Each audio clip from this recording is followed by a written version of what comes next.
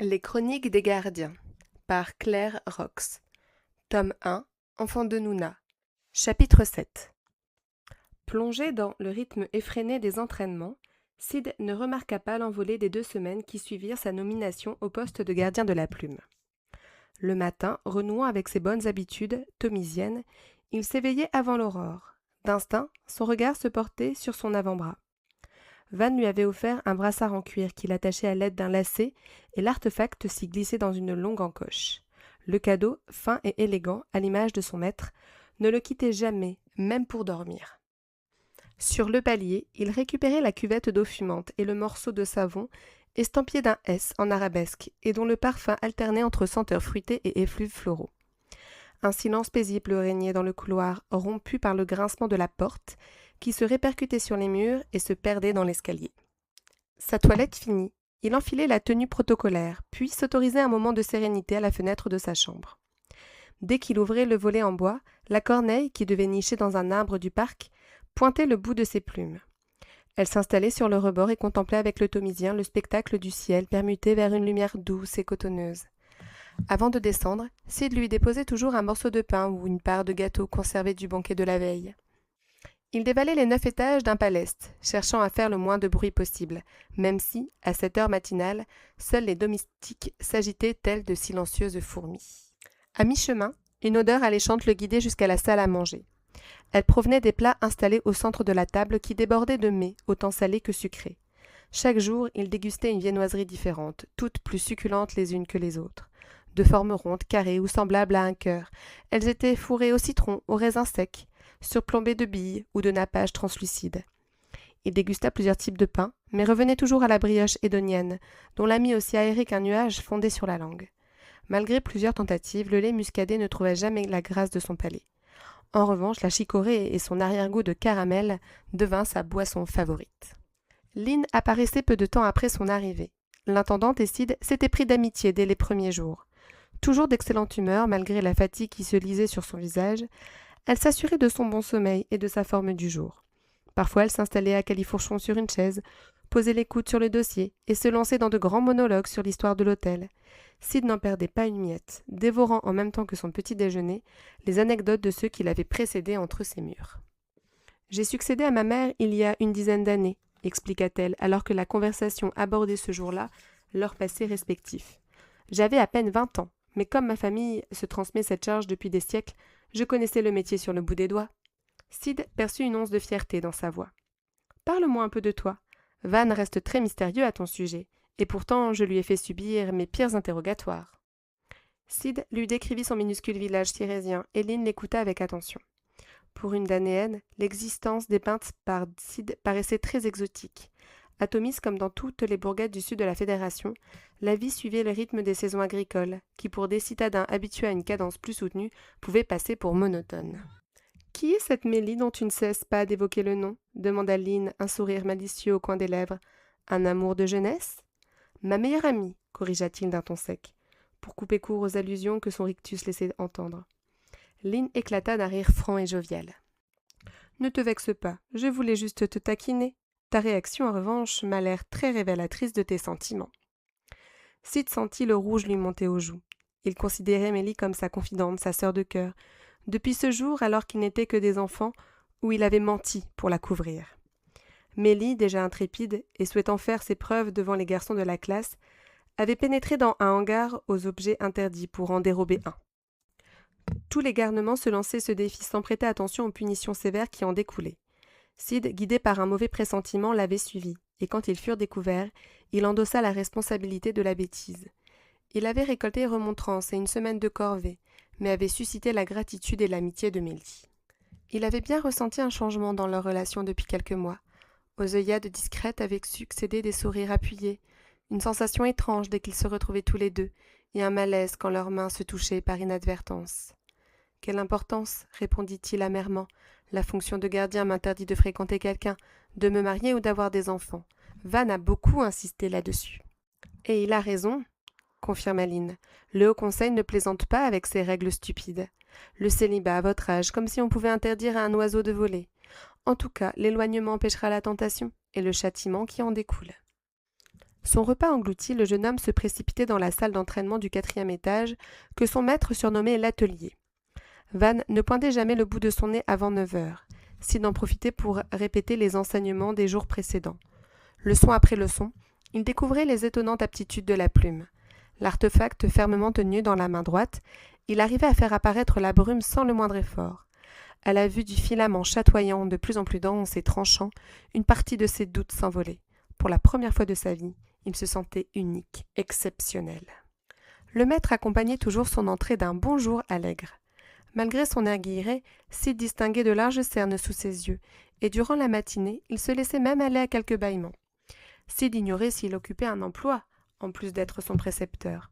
Van ne s'étendait jamais sur son quotidien derrière les murs de l'hôtel. Leur relation cordiale, mais pas suffisamment intime, lui interdisait ce genre de questions sur sa vie privée. De toute évidence, il ne manquait pas de moyens, au vu de ses tenues élégantes confectionnées dans des tissus de grande qualité et de ses bijoux raffinés. Le plus remarquable, une chevalière en or massif, possédait en guise d'inscription les 2 V entrecroisés, présents aussi sur sa flasque. La leçon débutait par le travail de la brume.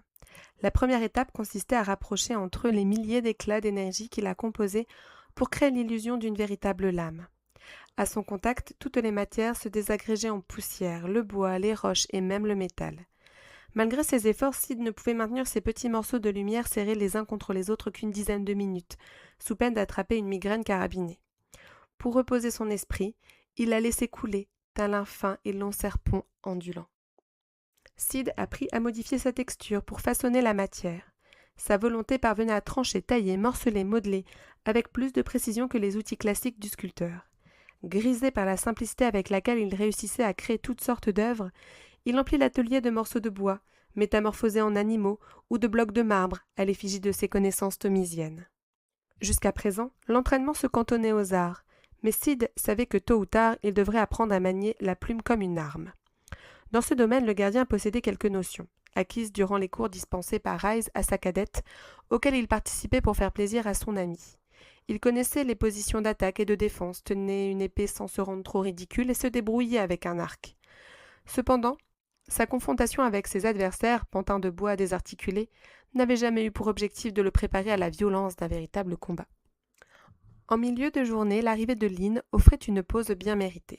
Elle apportait un encas frugal, toujours délicieux, composé de crudités et de viande froide, pâté en croûte, rôti de porc ou jambon blanc. Une large tranche de fromage et un fruit clôturaient le repas. Sid sortait de ce festin le ventre plein, d'attaque pour une petite sieste qu'il n'osa jamais réclamer à Van. Une profonde complicité unissait la jolie intendante et le précepteur. Dès qu'elle apparaissait dans l'entrebâillement de la porte, un sourire se dessinait sur le visage anguleux de Van. Aussitôt il courait à sa rencontre et insistait pour porter son fardeau jusqu'à la table. Il ne tarissait pas d'éloges sur la qualité de la nourriture et la surnommait la meilleure cuisinière de la Fédération. Après son départ, le repas se déroulait dans un silence de plomb, interrompu seulement par le bruit des couverts raclant la faïence des assiettes. Sid tenta à plusieurs reprises de briser la quiétude du moment pour aborder les nombreuses questions qui le démangeaient. Il manquait cependant de courage, et pour combler son désir de vérité, il s'imaginait toutes sortes de scénarios. 2 Thomisiens revenaient souvent dans ses divagations. Ryze, qui avait vécu quelque temps à Danai, et Russell, dont le nom avait retenu l'attention de personnages importants de la capitale. Avant de reprendre l'entraînement, Van s'installait dans le fauteuil près de la fenêtre, sortait une cigarette et, entre 2 bouffées, questionnait le jeune homme sur sa vie à l'hôtel et ses relations avec ses colocataires. Sid redoutait par-dessus tout cet interrogatoire car, malgré l'insistance de Van, son intégration dans le groupe avait échoué. Le soir, la salle à manger, lieu de réunion nocturne, permettait aux amitiés de se former, à l'instar d'Iris et Dune, gardiennes de la fiole et du diadème que l'on ne voyait jamais l'une sans l'autre. Le Thomisien attribuait l'indifférence de ses compagnons à sa timidité, mêlée à ses origines humbles. Fils et filles de notables, leur vie s'était déroulée aux antipodes de la sienne. Seul Erel avait grandi dans le monde agricole, mais son père, important propriétaire terrien, possédait la plupart des champs de Cyrès, sans comparaison avec la modeste parcelle familiale des Malone. Un mois après son élection, Sid présuma déroger à l'interrogatoire quotidien. Confortablement pelotonné dans son fauteuil, Van n'avait pas décroché un mot de tout le repas, et son regard restait braqué vers l'extérieur. Il tenait sa cigarette dans sa main droite, et le bout, à moitié consumé, menaçait de s'effondrer au moindre de ses gestes. Un mélange de tristesse et de gravité se lisait sur son visage pâle. « Dis-moi, mon jeune apprenti, demanda-t-il d'une voix lasse. Peux-tu me donner des nouvelles de June? Je ne la croise jamais dans les couloirs. Je commence à m'inquiéter pour elle. Une brise s'engouffra par la fenêtre ouverte et envola les cendres. Le vent s'infiltra dans la chevelure de Van et révéla quelques filaments blancs. « Alors, grommela-t-il sans décrocher son regard de l'horizon, je t'ai posé une question. » Sid sentit son agacement et s'empressa de répondre. « Désolé, je ne l'ai pas revue depuis la cérémonie du recensement. » Van soupira. « C'est bien ce que je craignais. Selon Lynn, elle refuse de sortir de sa chambre, même pour les repas. Mes courriers me reviennent sans le moindre mot de sa part. Cela ne lui ressemble pas. » La déception de son mentor émut Sid. Il se rappela le comportement de la jeune femme au grand théâtre, sa colère contre Van et ses propos incendiaires sur la fonction de gardien. « Puis-je te demander un service ?» reprit Van en se tournant face à lui. Sid, redoutant la requête, se contenta d'acquiescer de la tête. « June daignera bien sortir de son antre. Ce jour-là, rapproche-toi d'elle et deviens son amie. Je ne vais pas te mentir, elle risque de t'associer à moi et de t'englober dans sa rancœur. Mais si tu arrives à briser sa carapace, tu découvriras une personne intelligente, drôle et généreuse. Elle me fait un peu penser à toi, et je suis sûre qu'ensemble vous accomplirez des exploits prodigieux. Alors, je peux compter sur toi ? » ?»« Je vais essayer, » murmura Sid. La perspective d'accoster June se révélait pour Sid un défi encore plus grand que l'apprentissage de la plume. Comment aborder la fille de son souverain alors qu'il ne parvenait toujours pas à se rapprocher des autres gardiens ? « Je n'en attendais pas moins de toi !» s'exclama Van, renouant avec sa gaieté habituelle. Après avoir écrasé les restes de sa cigarette dans le cendrier, il se leva d'un bond et souffla. « La famille, ce réservoir inépuisable de frustration et de déception. Si je ne m'abuse, tu es fils unique, tout comme moi. Comment gères-tu la complexité des relations familiales ?»« Ma mère a perdu tous ses proches à cause de la fièvre rouge, » répondit Sid, étonné par le revirement de conversation opéré par Van. « Mon père a 2 frères, qui n'ont eu que des garçons. Alors j'ai 7 cousins. J'ai grandi avec le plus âgé Pitka comme s'il s'agissait de mon frère. »« Malgré nos 20 ans d'écart, confia Van, je considère June aussi comme ma petite sœur. Je ne désirais que son bonheur, mais je doute d'y être parvenue. Elle ne pourra pas m'en vouloir éternellement et finira bien par me pardonner. » Devant l'air penaud de son élève, Van se cogna le front et éclata de rire. « Que je suis bête. J'oublie qu'à Tomis, les villageois ne s'intéressent pas à ma famille comme tout curieux Danéen qui se respecte. De plus, personne ne me désigne par mon patronyme entier depuis longtemps, et je ne me suis pas présentée dans les règles. Je m'appelle Vanessa Vaini. Mon père est le cadet du Grand Édile. Je suis de surcroît le neveu de notre souverain. » Cette annonce sonna Sid, mais avant qu'il n'ouvre la bouche et déverse un flot de questions, Van frappa dans ses mains. « Fini le bavardage, remettons-nous aux choses sérieuses. Nous avons assez perdu de temps comme ça. » Dès le lendemain matin, Sid se mit en quête de soutirer à Lynn le plus de renseignements sur Van. D'abord réticente, il parvint à convaincre l'intendante, argumentant que ses lacunes ne pouvaient qu'entraver sa mission. « Bon, conclut-elle, Van ne m'en tiendra pas rigueur si tu te contentes de quelques informations connues de tous. Mais ne t'attends pas à ce que je te dévoile des éléments trop personnels. Je ne trahirai pas sa confiance. De plus, je n'ai pas beaucoup de temps à t'accorder aujourd'hui. Je dois superviser la visite annuelle de Karl Halligan, l'ébéniste d'Elvire, et ses apprentis ont déjà envahi les étages, pour estimer nos besoins en meubles hors de prix. Si je le laisse faire, il établira une liste longue comme le bras, que je devrai justifier au conseil. » Sid hocha la tête en signe d'acceptation de ces conditions. « Hier, Van m'a appris son lien de parenté avec June. »« Tu l'ignorais ?» l'interrompit Lynn, surprise. « Je suppose que dans ton village, les commères ne sont pas autant avides de potins sur les Vaini que celles des cités. Dans ce cas, tu ne dois pas savoir qu'avant d'obtenir la plume, Van était pressenti pour succéder à son oncle. »« Van, le nouveau grand édile ?» s'écrie le jeune homme. « Et June ?» À la naissance de Van, Auguste Vaini n'était toujours pas marié. Sa rencontre avec Brise s'est produite bien plus tard. Il devait trouver un héritier à éduquer pour le remplacer au moment venu. Son choix s'est porté sur le fils de son frère Olivier. Van a donc reçu une instruction avec une tripotée de précepteurs pour le préparer à cette charge. Comment a-t-il obtenu un artefact si le grand édile lui projetait un autre avenir ? S'étonna le Thomisien. Cela n'a pas de sens. À l'époque, tout le monde s'est posé la même question. Auguste approchait de la 50aine, sans descendance. Van, toujours à ses côtés, symbolisait la continuité de la dynastie. Puis du jour au lendemain, le précédent gardien lui confie la plume, et la fédération se retrouve sans successeur. Cet événement a créé beaucoup d'émoi dans la capitale. La population redoutait qu'Auguste disparaisse sans héritier, et que le pays tombe dans une guerre civile. Un conflit? Pour quelle raison? Selon la loi, si le souverain meurt sans avoir nommé son remplaçant, il revient aux édiles des autres cités de délibérer ensemble pour le désigner. Tu te doutes bien que chacun chercherait à tirer la couverture vers lui. L'opportunité de fonder une nouvelle dynastie passera avant la stabilité de la nation. Heureusement, la continuité de la famille Vaini a empêché cette situation d'arriver pendant des siècles. Le mariage d'Auguste et l'espoir d'une grossesse imminente ont apaisé les tensions. Sid n'avait jamais eu connaissance de ces événements. L'histoire enseignée à Tommy se contentait des dates marquantes et ne s'arrêtait pas aux faits mineurs. À nouveau, il se sentit étranger à ce monde dans lequel il avait été propulsé bien malgré lui. J'imagine la colère du grand édile quand Van a reçu la plume, supposa-t-il. Lynn haussa les épaules. Tu penses qu'Auguste Vaini n'a pas eu son mot à dire dans cette nomination? S'il ne souhaitait pas que son neveu devienne le nouveau gardien de la plume, il l'aurait empêché. J'ai beaucoup de mal à comprendre son raisonnement. Beaucoup de rumeurs ont circulé. La plupart accablaient Van et le jugeaient inapte au poste en raison de son caractère incontrôlable ou de son incapacité à supporter la charge de travail. Auguste aurait tout manigancé pour s'en débarrasser. Mais celui qui tient pour véridique ces sornettes ne connaît pas Van Vaini. Tu as une idée, toi, de ce qui s'est passé? Osa Sid. Van et moi sommes amis depuis 20 ans, et je n'ai jamais vu personne lui imposer quoi que ce soit. Même son maître, à l'époque de son apprentissage, se pliait à ses souhaits et non l'inverse. Si Van a obtenu la plume, c'est qu'il l'a désirée, et Auguste ne s'y est pas opposé. Je peux te poser une dernière question? Réclama Sid. Lynn, sur le point de se lever, fit mine de se fâcher. Monsieur Malone, n'abusez pas de mon temps. Tu penses que Van a influencé le grand édile pour qu'il confie la lame à June? Lynn parut ennuyée, et pendant un instant, Sid crut qu'elle allait partir sans lui répondre. Finalement, elle se rassit et rapprocha sa chaise de la sienne.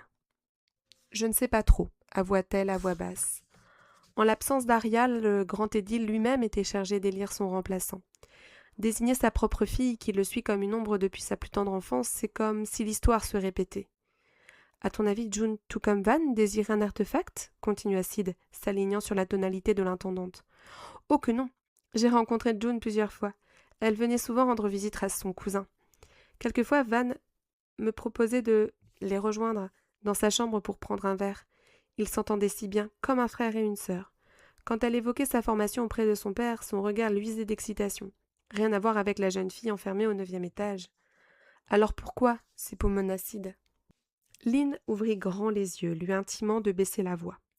Je l'ignore. Certaines personnes mal intentionnées comparent Van à une araignée, tissant sa toile dans les intrigues du pouvoir. Je n'aime pas cette image, mais je ne peux nier que Van reste très discret sur ses activités. Lynn, commença Sid. Stop, l'interrompit l'intendante. Je pense avoir répondu à toutes tes questions, et même en avoir dit plus que je devrais. Sid, tout ceci te dépasse, les manigances, tu dois t'éloigner le plus possible d'elles. Tu ne possèdes pas les clés pour les comprendre, et cela t'attirera des ennuis. Retiens juste que ton maître est quelqu'un de bon. Cela devrait te suffire. Elle se leva de la chaise et la vivacité avec laquelle elle se retourna fit s'envoler les pans de sa robe en une cascade azuréenne. Elle se dépêcha de quitter la salle et évita de justesse une domestique qui apportait des pichets fumants qu'elle sermonna pour son manque de concentration. Sid se sentait responsable de sa mauvaise humeur et pour se racheter aida la jeune femme à débarrasser sa vaisselle avant de s'enfuir au pas de course et de grimper les marches 2 par 2. Sur le palier du 4e étage, il perçut un duo de voix s'échapper de l'atelier. L'une d'elles appartenait à Van, même si son timbre rocailleux n'apparaissait jamais aussitôt dans la matinée. La seconde possédait la tonalité chaleureuse et familière du sud sirésien. Il poussa la porte entrebâillée, ce qui mit un terme à la conversation. Son regard se posa tout d'abord sur Van. Son teint livide et ses yeux cerclés de noir lui donnaient l'air au paroxysme de l'épuisement. Il portait la même chemise de soie couleur parme que la veille. Elle sortait de son pantalon, une faute de goût impensable, et ses cheveux tout emmêlés à l'arrière de son crâne formaient des épis. Son interlocuteur, élégamment habillé d'un costume 3 pièces en lin gris souris, le dépassait d'une tête. Les mains fourrées dans les poches lui donnaient un air décontracté. Son regard, semblable à 2 gemmes bleues, s'illumina à la vue de Sid. Le gardien sentit son cœur bondir dans sa poitrine, quand il reconnut cette chevelure charbonneuse. Paralysé par la surprise, il resta cloué sur le pas de la porte. Il crut à une hallucination, mais le rire de Pete, identifiable entre mille, finit de le convaincre. « Mais que... c'est impossible !» réussit-il à articuler, les yeux au bord des larmes. « À première vue, tu connais ce jeune homme » ironisa Van. Mais votre air de famille aurait dû me mettre la puce à l'oreille. Votre patron avait omis ce détail en vous envoyant ici. Il l'ignore peut-être lui-même. Soit dit en passant, nous avons besoin de nouveaux meubles dans cette pièce et Sid sera parfait pour cette mission. Sentant le regard de son élève, il baissa les yeux et remarqua sa tenue débraillée. Il se rhabilla en vitesse puis continua d'une voix lasse. Sid, je venais t'informer de mon absence, les prochains jours. Ma présence est requise en dehors de la capitale. Cependant, inutile d'en profiter pour te la couler douce. À mon retour, je veux constater des progrès significatifs. Et gare à toi si tu n'es pas à la hauteur. L'élève déglutit. Je vous laisse à vos retrouvailles, jeune Malone, ravi d'avoir fait votre connaissance. D'un pas rapide, Van quitta la pièce et les cousins entendirent sa démarche dévaler l'escalier. Toujours sous le choc, Sid avait l'impression de rêver les yeux ouverts. Pete, au milieu de l'atelier, le lieu et la personne ensemble relevaient de l'irrationnel. Sa joie extrême n'occultait cependant pas les questions qui affluaient dans sa tête. « Comment as-tu fait pour t'introduire ici » bredouilla-t-il abasourdi. « À part les anciens gardiens et les domestiques, personne ne vient jamais. »« Par la ruse, » susurra Pete avec malice. « Tu connais ma réputation qui peut résister à mon charme ravageur. » Puis, pointant du doigt le fauteuil de velours vert assise privilégiée de Van, il sollicita « Puis-je me mettre à l'aise ?» Sans attendre la réponse, il chemina vers son but d'une cadence d'escargot, inspectant chaque meuble avec attention et se délectant de l'agacement visible sur le visage de son cousin. Arrivé devant la fenêtre au fond de la pièce, il se pencha et s'exclama « Quelle vue incroyable! Tu es installé comme un édile ?»« Pete, arrête ce petit jeu, ça ne me fait pas rire !» maugréa Sid qui perdait patience. « Pose tes fesses sur ce siège et dis-moi ce que tu fabriques ici à la fin. »« C'est bon, ne t'énerve pas comme ça. Nous avons tout notre temps, ton prof nous a assuré qu'il te laisserait tranquille. Tu as changé, cousin. Où sont passés ton sens de l'humour et ta constance légendaire ?» Sid encaissa avec difficulté la remarque de Pete. Un mois plus tôt, il n'aurait pas réagi de façon disproportionnée.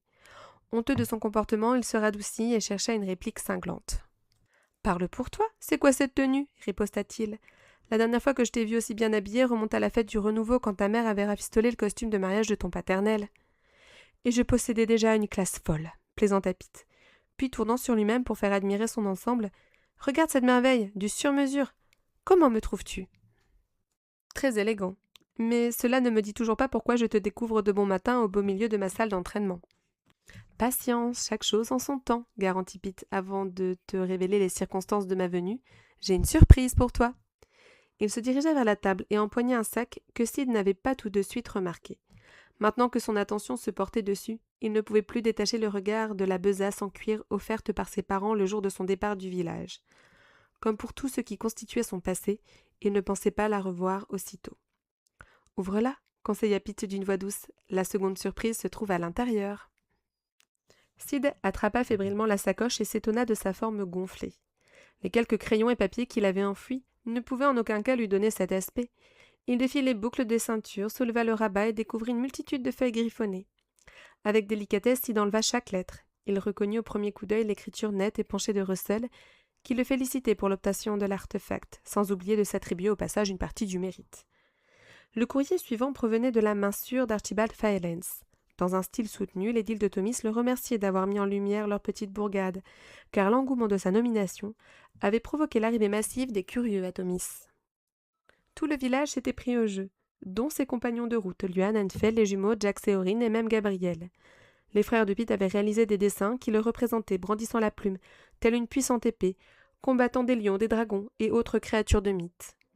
Sid parvint enfin à l'écriture droite et soignée qu'il connaissait si bien. Dès les premiers mots, les larmes lui montèrent aux yeux. « Sid, l'annonce de ta nomination nous remplit d'une grande fierté. Tu étais voué à accomplir de grandes choses, nous l'avons toujours su. Pendant ces 16 années, tu nous as comblés par ta gentillesse et ta générosité. Il est temps que tu penses à toi, et non plus à tes vieux parents. Profite de la chance qui t'est offerte pour voyager, découvrir, t'instruire. Nous avons tellement hâte de lire tes aventures. Prends bien soin de toi, ton père et ta mère qui t'aiment. » Sid replia avec soin chacune des lettres et les glissa dans la sacoche. « Mélie ne m'a pas écrit ?» demanda-t-il sur un ton à la fois surpris et déçu. Pete baissa la tête. Elle ne l'a pas souhaité. Sid eut l'impression de recevoir un coup de poing en plein estomac. « Elle devait être occupée ?» se rassura le jeune homme. « Dis-moi qu'ont donné les résultats de ces entretiens. » « Tous les collèges ont accepté sa candidature. Même Danae ?» s'exclama Sid enjoué. « Elle a décliné leur offre. À la rentrée, Mélie intégrera celui de Cyrès. » C'est étrange, elle m'a toujours affirmé que Cyrès serait son dernier choix. Elle rêvait depuis toute petite d'étudier à Danaé. Qu'est-ce qui a changé? Toi, cousin, murmura Pete. Sid, abasourdi, ne sut quoi répondre. Ta nomination nous a tous ébranlés, mais pour Mélie, ce fut douloureux.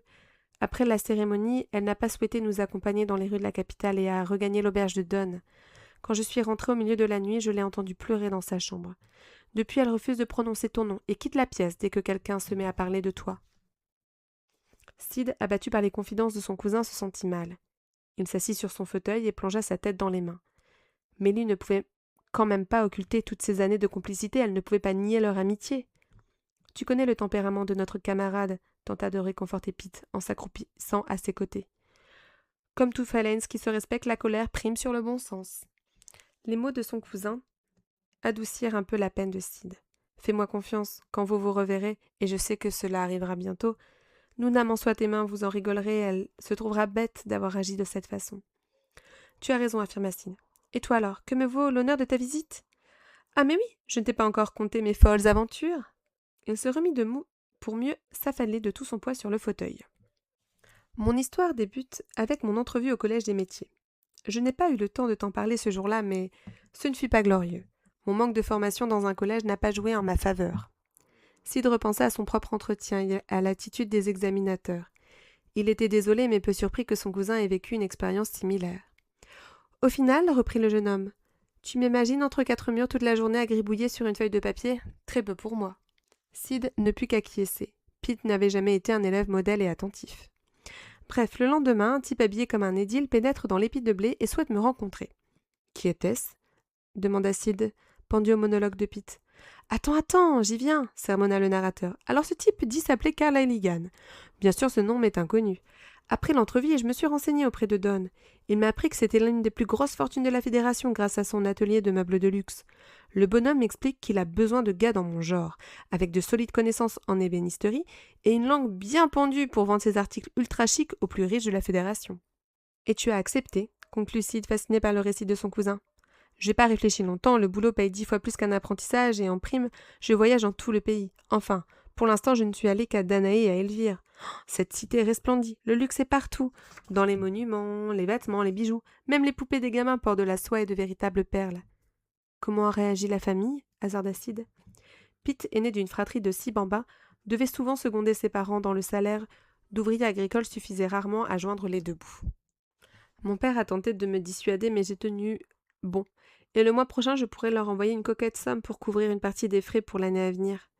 Sid comprit que cette action lui permettait de se sentir moins coupable. Et pour ta présence ici, répéta Sid. Facile, s'enorgueillit-il. Tous vos meubles proviennent des ateliers Halligan. Quand j'ai appris qu'une prospection aurait lieu aujourd'hui, j'ai fait les pieds et les mains pour y participer. Karl a longtemps hésité, mais je lui ai prouvé à plusieurs reprises que je savais me tenir avec les gens chics, et que je connaissais bien mon métier, alors il a accepté. Sid pouffa. Tu es vraiment le plus rusé des Malone. Est-ce la plume? Osa le Thomisien, en montrant du doigt le brassard qui dépassait de la manche de sa chemise et laissait entrevoir l'artefact. Sid acquiesça. Il délaça le lacet et empoigna la plume qui s'activa au contact de sa main.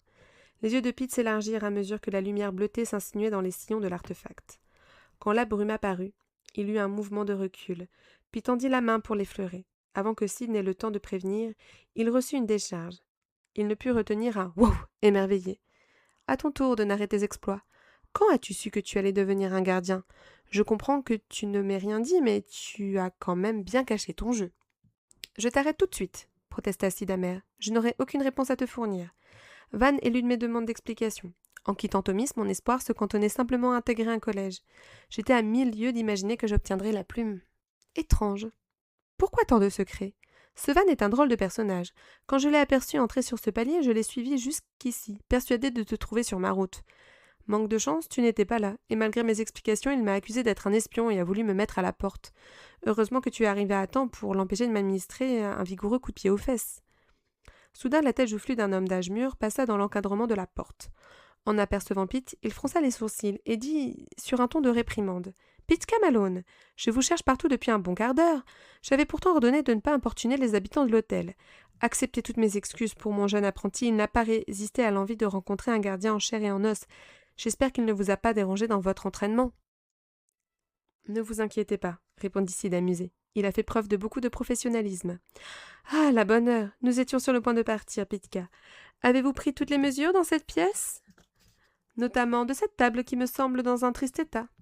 Tout est là-dedans, s'exclama Pitt en pointant du doigt son crâne.